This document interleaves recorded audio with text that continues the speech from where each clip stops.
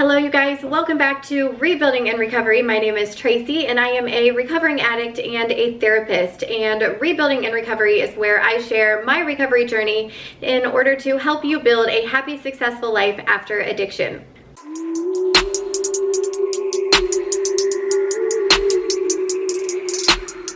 I want to talk to you guys about something really important today. I want to talk to you guys about one of the most common reasons for relapse, and that is one that you're not going to like to hear. It is keeping people in your life that do not contribute to your growth. I know this is going to be a hard one. Keeping the door open to the people that you used to use with is keeping the door open to your old life. And keeping that door open is a dangerous thing to do. So that is what we are going to talk about in this video today. We're going to talk about why it's a bad move to keep that door open and also how to gently close that door. So I think that the reason why this is such a struggle for people in early recovery is because when you're using, you lose all of your original friends, right, that you had before you were using, and then you're stuck with only your using friends. And then when you get clean, you're supposed to lose your using friends, so then you're left with no friends. And it gets lonely. It does. Recovery can be very lonely. So let's go over a couple reasons why this is a bad move. Number one, you guys have heard me talk about euphoric recall and dopamine, right? If not, there's a link below this video that links to my other video where I talk about those things. So dopamine is a feel-good hormone that we all have. When we use drugs, our dopamine shoots way up high. And so it makes us feel very, very good. And our body begins to associate the things around us with feeling good as well. And that is how a trigger is born. So let's say I always get high with my boyfriend. My body will eventually start to associate my boyfriend with getting high. So what that means for your recovery is that you can actually become triggered by people without even realizing that you're being triggered by them. Their mere presence can be a trigger for you. So if you are around people that you used to use with, your body is going to say, oh, this person means we're getting high, and it's going to subconsciously start to crave. So even the mere presence of somebody that you used to use with can be a bad idea.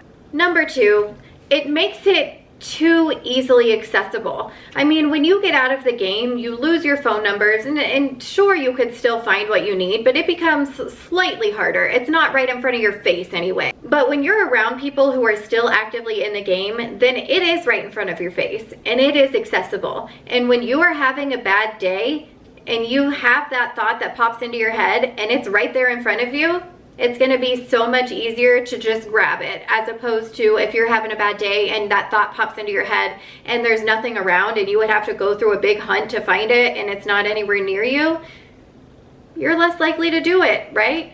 Having it easily accessible, especially when you are in early recovery, is a bad idea. Number three, you can tell yourself all that you want, that they will not offer you anything, they will not bring it up around you.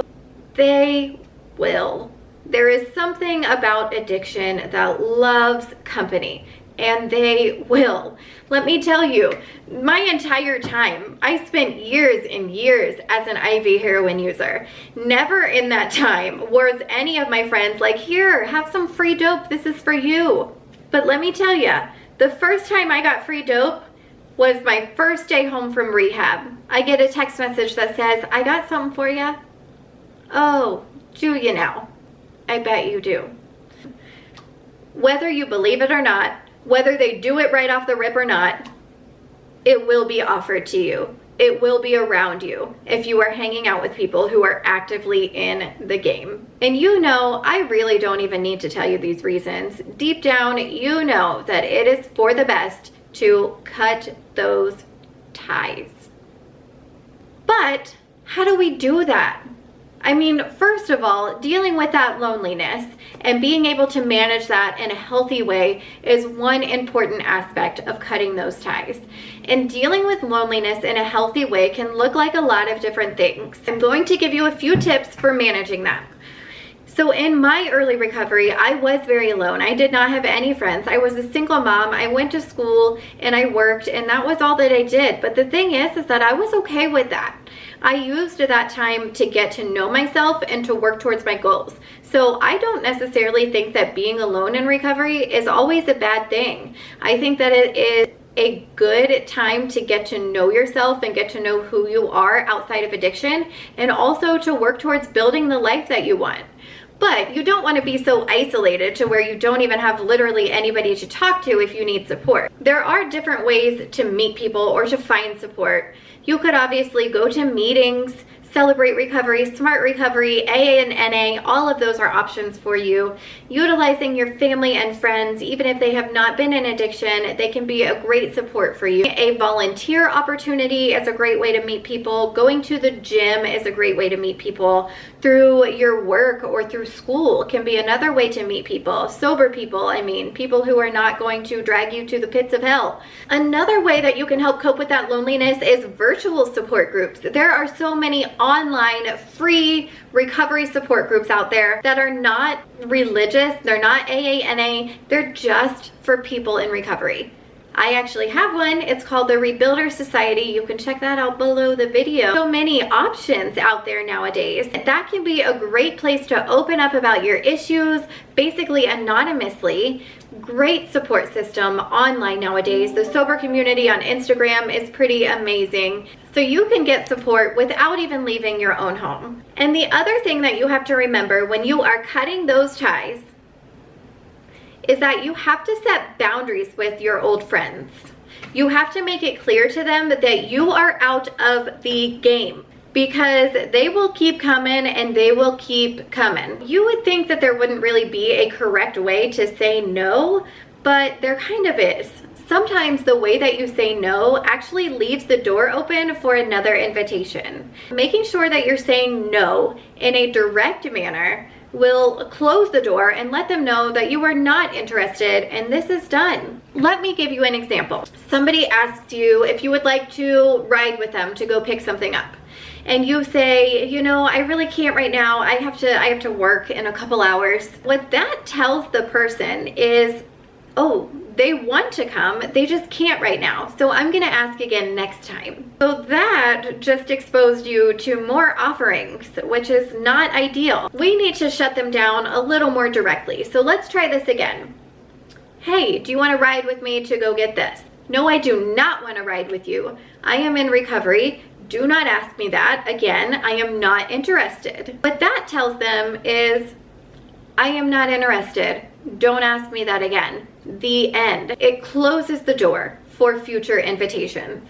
So I do think that it's very important to make sure that you are saying no to them in a very direct way. And additionally, sometimes you might come off as a little mean when you're saying no. And you know what? That's okay. You are protecting your life. You are protecting your recovery. And that's a big deal. So you need to do what you need to do to make it clear to them that you're out of the game and you're not a part of that. Don't bring it around you. Don't talk about it. The end. Thank you guys for watching. You can connect with me on my other social media platforms. I have them listed down below. I have Instagram, TikTok, Facebook. You can also connect with me through our recovery support group, the Rebuilder Society. It assists you on your journey of rebuilding your life in recovery, helps you overcome all of those obstacles of early recovery so that you can find success and happiness quickly. You can find all of those links as well as more information about myself below the video. Thank you again for watching, and I will see you next Saturday.